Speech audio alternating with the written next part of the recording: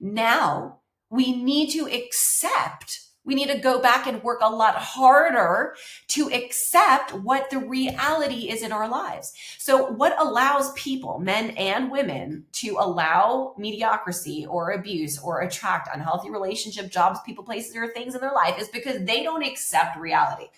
They're just like, why did my dad beat me? Why was my mom an alcoholic? Why did she get raped? Why is there murder? Like, they don't accept reality. And so the lack of acceptance of reality actually causes some disconnection to God and disconnection to themselves because they're not accepting who they are. It's like when you want to lose weight and you're just like visualizing your hot body in your mind, right? But if you don't accept your current weight right now by looking at the scale and writing I weigh, then you're never actually going to get to the place that you need to get to go because you haven't come to a state of full acceptance. You have to look at the numbers. You have to ask the hard questions. Otherwise, you can't genuinely accept where you truly are at right now to take the next best step. The same thing if you want to grow in your money or in your business. If you're not looking at your bank account every day saying, I made money from this, I lost money from that, I'm spending money on this, how do you expect to grow if you first don't genuinely accept where you're at financially? So what we're doing now in this new state after the flood is thinking, this flood, this new state that God created in the world is basically a distortion.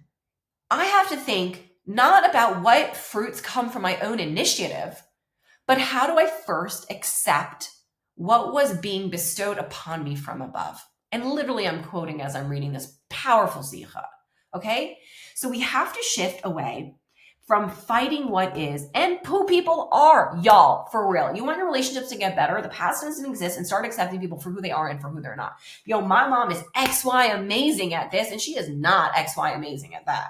Yo, my husband, he is so good at so many things, honestly, because I happen to have an epic husband, but he's so good at X, Y, and Z, but he's not good at X, Y, and that. Meaning, I got to accept, if you want to live in a happy state, who I am and who I'm not, right? So I'm so good, what I think, at other things, writing, reading, communicating, like my right? My business, my clients. I suck at math and concepts, and cleaning is not my strong suit, and certain things, right? So I am very good at some things and I'm not very good at other things. And that's the reality of everyone. My husband's great, and he's not great at that. And my mom and my dad, they're so good at like doing certain things, and then they freaking suck at doing other things, right? All of us got there. So if you really want to have this state of divinity, divine benevolence, and really bring down God into your life to create spiritual heights that we were able to achieve before the flood, we have to remember what that divine benevolence, how we tapped into it, which was literally through man's acceptance of what was being bestowed upon him from above. We have to learn how to accept reality as is. I was literally speaking to a couple the other day, like yesterday. She's like, I wish I could go back in the past and just change that mistake that I did so that I'm not in this horrible situation that I am in right now. That's not accepting reality. Wishing you can go back in the past and date that guy again, or not do that stupid financial mistake again, or wish you didn't use that doctor or that dentist. If you go back into the past and you keep wishing you can change something, that's not accepting reality right now as is, and you're literally distorting your power, your perception of the acceptance of the now of God, and therefore you don't really know how to create the next best step because you're not in the state of flow of divine benevolence, which is God is only good, and if you accept reality as is and what it is not also, that is how you can manifest these spiritual and physical heights, okay? The pre-flood world was like a brilliant pupil who grasps the most profound teachings of his master, but who lacks the ability to conceive of a single original thought of his own.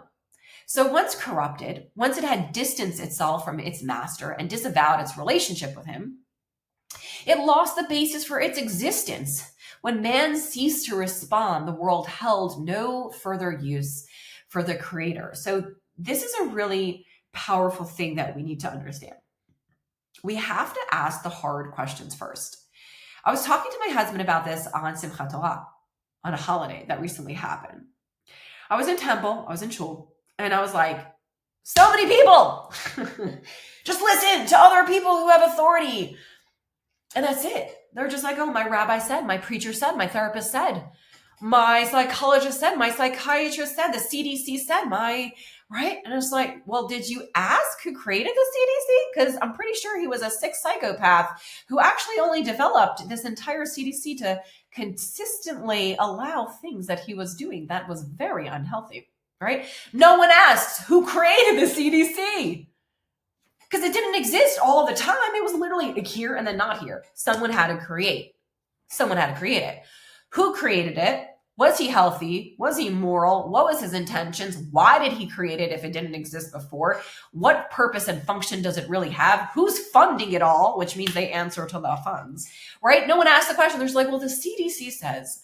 My doctor, who is paid by the CDC and will lose his license if he doesn't, says. I'm like, okay, that's it. But like, how many times has your doctor been sued for malpractice in the past 10 years? I don't know. Ask him, right? I was about to have a surgery and I asked, how many times have you done this surgery? Super awkward question. When you meet a hot girl and a hot guy, or you're single and you want to marry them and they're like everything that you thought they would be for your spouse. And you're like, if we stay together long enough and we hang out long enough and we like each other long enough, you'll marry me? Without asking the hard question first of like, hey, I really like you. I think you're great. Are you ready right now in a state of your life to get married? Because I don't want to waste 3 years with somebody who doesn't actually want to get married because they never came to that on their own. I don't want to force you. I don't want to manipulate you. I don't want to have hard conversations a million times trying to convince you to choose me and want me and marry me. Like, no. Like, are you as a grown adult with your own autonomy, decision, and development in life ready to be in a committed relationship and actually have true and lasting commitment? Oh, you're not? Great. I love you. I think you're pretty hot, or whatever you say to them or say to yourself. But I'm not going to continue this relationship. But if you don't ask that hard question first, it's date number 1, yo, that's what's up, then essentially you are living in fantasy land and not taking the initiative to create what you want in your life. So what we're talking about now is the pre-flood world before the flood. The people were able to grasp like really powerful concepts from masters, but they lacked the ability to conceive of a single original thought of their own. They didn't question. They didn't ask. They didn't ask. And so much of the world is taught through the educational system, through certain churches, through different teachings, through different practices, through different schools, even in unhealthy schools. Sit down, shut up, and listen to what I am telling you so that you can learn, right? A lot of people know this. Most school systems and educational systems and certain places of worship will tell you, don't stop asking so many questions. Just listen. Sit down and shut up and listen to what I'm trying to tell you. And then you can ask me your questions. And that is actually the most unhealthy thing we can do with our children or our students. It's like, no, ask as many questions as you want, because if you have an original thought and you grasp it in your own way, even if we go off topic, that's how we're going to be in this post-flood era that is truly able to tap into the divine benevolence that we had before the flood. Originally, how God wanted the world. He didn't want to stop divine benevolence, and he still has it, but now it's more concealed. It's like now we have to be in a state of acceptance plus original thought, or light plus water, spirituality plus laws. Ivdu et Hashem b'simcha. We can't just ivdu. We can't just serve. We got to be in the joy. We have to be in the gratitude, because if you're doing all the laws, but you're an unhappy, unhealthy mess, and you're keeping full nida, but your husband hates you, you missed the point. And I'm not telling anyone to break halacha. I'm saying you need both. And this parsha talks about how we have and need to have our own original thoughts to tap into a state of true acceptance and gratitude, to connect to divine benevolence, which means we have to grapple in a way that is true and healthy. Because God says, no longer if you go away with your morality will I destroy. I've given you now a different physics, a different energy, a different stability, that now you can totally F up and I will still love up on you. Now, if you mess up, I will still forgive you. Now, if you mess up, you actually have a power of transformation, resilience, and empowerment that you did not have before. And what I want to say about that is halacha was created. The law of the Old Testament was created for the general public, which is why there is a sect that we have a Rav. We have like a higher, not a rabbi, just so you guys know, a Rav and a rabbi are vastly different in their ability to paskin, in their ability to make judgments for you and your life above the law. So if you ask a rabbi who is not a Rav, they might tell you what you can or should do, but they are in a very different spiritual and knowledgeable state most of the time, and only a Rav can paskin. Only a Rav can tell you to totally break halacha for the betterment of your life, because it was made for the general public, and you might not be in that flow or vibe or necessity that other people need, right? We're no longer homogenous, especially now. We all have individual needs to better our marriage, our life, our sanity. And that's why there's Ravs and people who tell us, you know what, 100%, like you're not supposed to do X, Y, and Z in general, but for you, you totally can. All right. So let's keep going. It says, once the world was corrupted, once it had distanced itself from God and disavowed his relationship with him, it lost the basis for existence. That's how God first stopped existence and removed himself, because they became so immoral, right? So now when we stopped responding, when we just, before the flood, when we became so despondent and disconnected to God, God was like, yo, well, if you're so disconnected and you stop getting into divine flow and you're so in the immorality and you're just listening to everyone else instead of your own thoughts, there is no further use for the creator. And I quote. So God was like, screw that. If you're not able to like function in the way of individual production, surrender, gratitude, then let me just like clear the air. Literally, let's destroy and rebirth. But again, after the flood, and now I'm reading again, God imbued the world with a new potential. The potential to create, Machshava, Dibur, Maisar, our thought, speech, and action undoubtedly permeate the energies of the world, formulating life from hopefully your thoughts of happiness and not strife. See, right now, the era that we're in, the post-flood era, God was like, new potential. The potential you have right now in this phase of your life, in this post-era, I really think there's like three eras, right? There was the post-flood, there was a pre-flood, where God was like all there, but if you were immoral, you tapped out of the flow and you couldn't think on your own and you couldn't know how to swim, right? And then there's the now, which I'm going to read about, the potential to create and think on your own and question and actually empower and become resilient through your screw ups. And then and then the third one, which is going to be Mashiach. Like that divine benevolence through your own resilience and empowerment is going to continue forever. Okay. But we're not in the Mashiach phase. Let's just come to the phase we're at right now, which is after the flood. Okay, so after the flood, God imbued the world with new potential, the potential to create. We now actually can create in our life. Before it was God creating and we were in and out of the flow. Now we create with God, but we have a lot more power. He gave us that stability and promise through the rainbow. He's never going to destroy us. So now we actually have an opportunity to create, and now we're destined to create. Now we're meant to create. Now we need to be empowered to not be too in a state of a Amalek and doubt, not to create and dream of, which is why truth is right before Mashiach. How many entrepreneurs are there? How many of them are like, screw school, let me learn how to create what I was born and facilitate my purpose, right? So you see it now coming in the world. Hashem granted the world an ability to take what it receives from above and develop it, extend it, and expand upon it. The world was now like a disciple who had been trained by his master to think on his own, which is like what the Rebbe's talking about right now. It's not like, listen to me, I'm the leader, I'm your cult leader. It's like, no, not the cult. The leader says, don't just think about what I tell you. Think on your own as well. And literally people are being trained now by the master to think on their own, right? So with my clients, I'm not like, I want you to hear my voice. I want you to hear your own voice. I train my clients in my therapy sessions and on my stages around the world.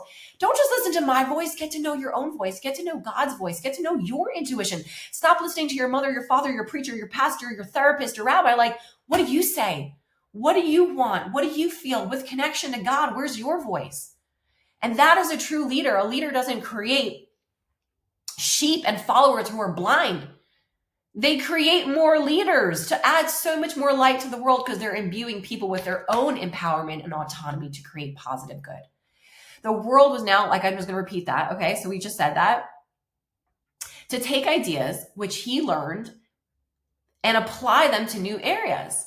Man was now not only able to absorb the divine input into his life, but also to unleash its potential in the new and unprecedented ways. Now we're not supposed to just live like we've always lived. Now we're not just supposed to follow one leader. We're literally supposed to unleash our own potential in this world in new and unprecedented ways. That is our current state post-flood, okay? Whew, I can go into that more, but unleash your potential. You have to first ask yourself, what's your potential? You have to ask yourself, what's leashing me? What's stopping me? What's blocking me from not going out in my life and my purpose, what I want to create?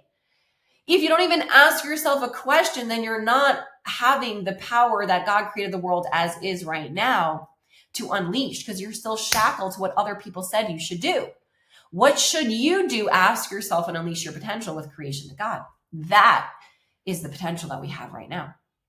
Such a world is in so many ways a weaker world than one that is wholly sustained by divine grace. So in some ways, we're in a weaker world now, because before it was just like sustained by divinity and God's benevolence and God's like incessant energetic flow. And now it is more independent, and we live in a place that's not 100% revealed good all the time flowing. It exists flowing silently, like ain't o movado, there's nothing but God. But there's some sense of independence, okay? And thus, this world and we are more subject to the limitations and the morality of the human state. Hence the shorter lifespans of the post-flood generations. Because if we don't like ourselves, if we don't unleash our potential, if we don't tap into the unprecedented potential that God created us now to create through our thoughts, through our machshava, dibur, and maisa, then essentially what we're doing is we're being hard on ourselves. We're feeling angry with ourselves. We're saying we're not enough. I'm not thin enough. I'm not beautiful enough. I'm not rich enough. I'm not a good enough mom. I'm not a good enough dad. Oh my God, I'm not enough. And we literally have this limitation that we shackle ourselves to, completely disconnecting ourselves from God's divinity. And we remove the magic that exists to create right now, which is what God wants and how he designed this new post-flood world. So we're now limited, because before you lived to like 1,000. Now we're living till who knows what.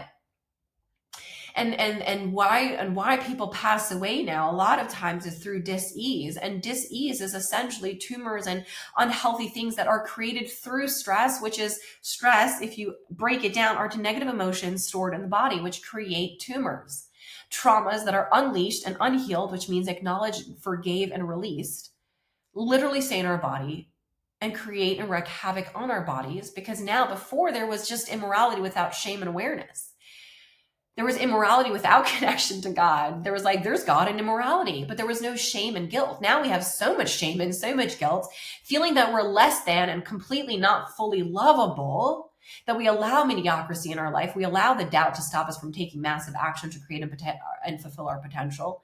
And so we genuinely have shorter lifespans, because our human state and our mortality is being completely destroyed by our lack of tapping into our creative flow, God's creative flow, and hurting ourselves through shame and guilt, which essentially is stress and negative emotions that causes all of these illnesses.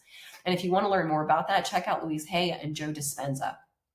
Thousands and thousands and millions of dollars proving how our physical body parallels our spiritual world, where shame and guilt inside our body actually destroys and causes death and disease.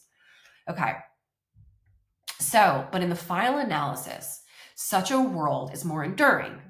Our world right now, even though there's shorter lifespans, and even though we're more independent, we have to think on our own now, in some ways, it's more enduring. Even when it loses sight of its origin and purpose, this world right now, this era, it retains the ability to rehabilitate itself and to restore its relationship with our creator. And that just gives me full body chills, because it possesses an independent potential for self-renewal. It can always reawaken this potential, even after it's been suppressed and lain dormant for generations. So back in the day, it was like God's flow existed. There was immorality and crazy stuff that happened when you tapped into it, but there wasn't really like a self-check. There wasn't like a shame and a guilt check. So you were just like super immoral or super in the flow. And now when you're not in God's flow and you're immoral, there's shame and there's guilt, and you're not able to have your potential, and you hate yourself on it. But if you have those traumas that crazy people hurt you and you feel like less lovable, but if you learn what I'm trying to teach you, what the Torah is trying to teach you and God's trying to teach you, is that you're 100% lovable no matter what happened to you and no matter what you've done, then actually you can change your whole life, unleash your potential, and live in the glory of divine benevolence as is.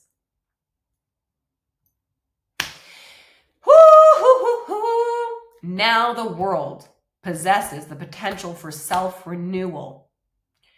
And that is what God gave us the potential for. We can take our traumas and make it our treasures. Like for me, my trauma is that I've been through so much addiction, chaos, and insanity. I dated a million people and broke up with a million people and had so much death in my life, like literally people dying, like my brother and my best friend. And then also crazy addiction stories, but it's like, now that's my treasure. Now I'm like, I am so knowledgeable on that era of death and now life and addiction and then health that I feel so empowered to make really good decisions and to be in a super epic marriage. Y'all should get there, God willing, please. And choose a lot better than I was able to choose before. So my trauma actually became my treasure. It became my skill sets, my armor, my ability to decipher the unhealthy from the healthy and choose good. So take your traumas and make them like your treasures. Make them like, what did I learn from this so that I can never unlearn, that I want to live a really great, powerful, kind, and loving, healing life. And your pain can become your pleasure. Like the pain that I've went through, it didn't take me down. It only gave me an ability to grow. So therefore, pain doesn't have to frighten me anymore. If I fail, I've been through so much worse pain than just not having this workout. I can therefore create and complete my potential and unleash it, because my fear of failure, not really as painful as the crazy stuff I've been through. So probably still going to get okay, be okay from it and get through it. This potential for self-renewal is the stage that we're in right now, to be resilient, to reawaken ourselves, to re-empower ourselves, to know that God has given us a promise of stability, that he's changed the physical realm and therefore the spiritual realm, which parallels that and says, you know what?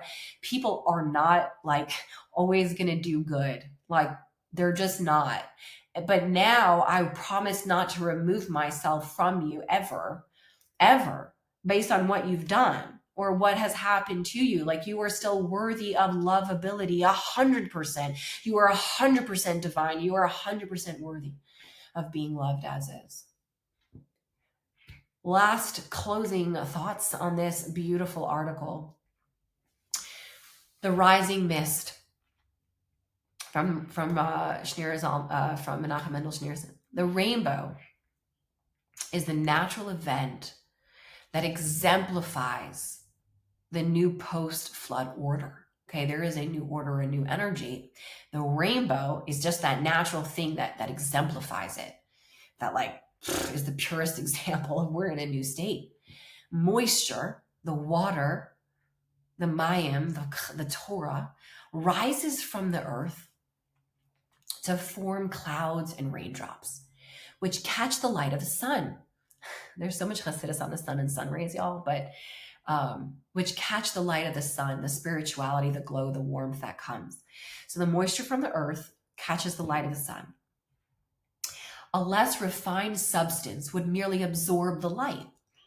But the purity, because we are so 100% lovable no matter what has happened to us, and no matter what we have done, we are worthy, and shame does not exist in our bodies and are not meant to exist in our life. But the purity and the translucency of these droplets allow the droplets to focus and channel the rays that capture in such a way that reveals the many colors implicit within each ray of sunlight. We have so much potential, and we are so many beautiful things and so many things we are and we're not. But implicit within us are rays of sunlight. Then when we connect, Ivdu et Hashem b'simcha, when we have all the laws, but we add the gratitude and the acceptance of what is, not trying to change people and not trying to change ourselves to be lovable. We can relax into life to truly get our numbers and our cheshbono nefesh straight, not to be hard on ourselves, but to be like, I accept what is because God's given me stability and unconditional love. So what is my next best step to unleash my potential? The pre-flood world lacked the rainbow. There was nothing in or about it that could rise from below to interact with and develop what it received from above. There was literally nothing there that took all of us and perfectly blended us with Hashem and created this magical, beautiful, like glorious thing in the sky. Such was its spiritual nature. That's just how God created the spiritual nature of the world before the flood. As a result, the conditions for a physical rainbow also failed to develop. Physical matches and parallels the spiritual. The mist it raised in the pre-flood could only absorb not refract the light from the sun. Now we have an ability to take all of our hardships and transform them and empower ourselves. We didn't have that before. We didn't have God's promise of stability and continual, I will never destroy to rebuild. I'm only giving you an option to continuously build. Like you go down, you go right back up. Okay? Whew. Before they were only able to absorb. They were like, what did somebody else tell me to do? But they couldn't refract their own individual thought to take whatever their negative emotions and feelings and then transform it into the glory. Right now, we're in a state of like, Tikkun Olam, we are the light. Never dim your light by asking somebody else what you should do without first asking yourself, what's my original thought? Huge. Sit with that for like 20 minutes. Whew. Because we're not supposed to be like, Rabbi, what should I do? Rav, what should I do? Rebbitzin, what should I do? Pastor, preacher, therapist, what should I do? Before you ask yourself, what's my original thought? What's my godly unleashing potential? What's my ability to create? What do I think about this? It is not that we should not have mentors. It also says in the Torah, like to Rav, like get yourself a teacher. And I love having my mentors. I've had the same 2 mentors for over 10 years of my life. Get a mentor. Get someone you value and trust, but only somebody who is exactly where you want to be in your life. If you are looking to become a millionaire, don't ask financial advice from someone who's never passed $100,000 per year. You want to ask someone who's made $1 million a year consistently. If you're going to become a millionaire, get advice from people who are already at where you want to be. If you want to have the best relationship in the world, don't go take relationship advice from someone who has a shitty ass marriage. Right? And if they are not telling you about their marriage, or you don't see both partners consistently, actively loving up on each other, or are vocal about their life, then probably not the best person to take relationship advice. A lot of people will tell you what to do without being the living example of what you want to become. So again, definitely get yourself a mentor. Definitely get someone to ask your hard questions to. I'm not saying not to have a Rav or preacher or rabbi or therapist. I'm saying do, but not without first, as we learn in this Parsha, have your original thoughts separate from your master to think, what do I think for myself? Between me and my Bina and my dot inside, in my inner knowing and my inner light inside of me that God created, because whose image was I created of? In the image of? I was created in the image of God. I wasn't created in the image of my rabbi, my preacher, or my therapist. Whose image was I created in? I was created in the image of God, and therefore God is inside of me, and God is only me, and I should not first relinquish my original thought, my now ability to create and unleash my potential, to relinquish it first by asking someone else. I can and should ask my specific mentor who are where I want to be, who know more than me because they've lived and experienced more than me, but not without me. Not without me. First, and God first. We are not meant to disregard our own voice and knowing and God's knowing and voice inside of us, to relinquish that, to have someone else tell us what to do. I hope that was very clear. Lacking a creative potential of its own, the pre-flood world was left without reason and right for existence when it ceased to receive the divine effluence from above. It couldn't have a creative potential before. Before the flood, like you didn't have the ability to create on your own. You were just tapping in and out of God's flow with more, like being immoral or tapping into God's benevolence. But you didn't have your own empowerment of resilience. So therefore, there was like things that couldn't exist. But then came the flood. The rains that happened in the flood that is this week, the destruction, the trauma, the crazy stuff you've been through, the crazy things that have happened to you, the things you wish you didn't tell anybody, the shame, the pain, the scariest moments of your life when you wanted to kill yourself or kill someone else, the things you'd never tell anyone. God forbid they knew you thought that or did that or had someone do that to you and allowed it. They wouldn't love you. Those things, your flood, those rains destroyed a corrupted world, but yet also cleansed it and purified it, leaving in its wake a new world with a new nature. When we break our shame, when we learn we are 100% lovable and nothing about our love and our worth of a good, extraordinary, abundant life can ever be diminished, no matter what we've done or what has what has been done to us, we can rise and meet and transform what is bestowed upon us. A world with the translucency and refinement to develop the gifts it receives is what we're in right now, into a new, unprecedented vistas of color and light. When the world goes astray, God sees its rainbow. The sight causes God to desist from destroying it. For the rainbow attests to the world's new maturity and divine ability to be resilient, to re-empower ourselves, to go through our traumas and make them our treasures, to have our pain and make them our pleasures, to have that insane flood and purify ourselves still. We now have a world right now.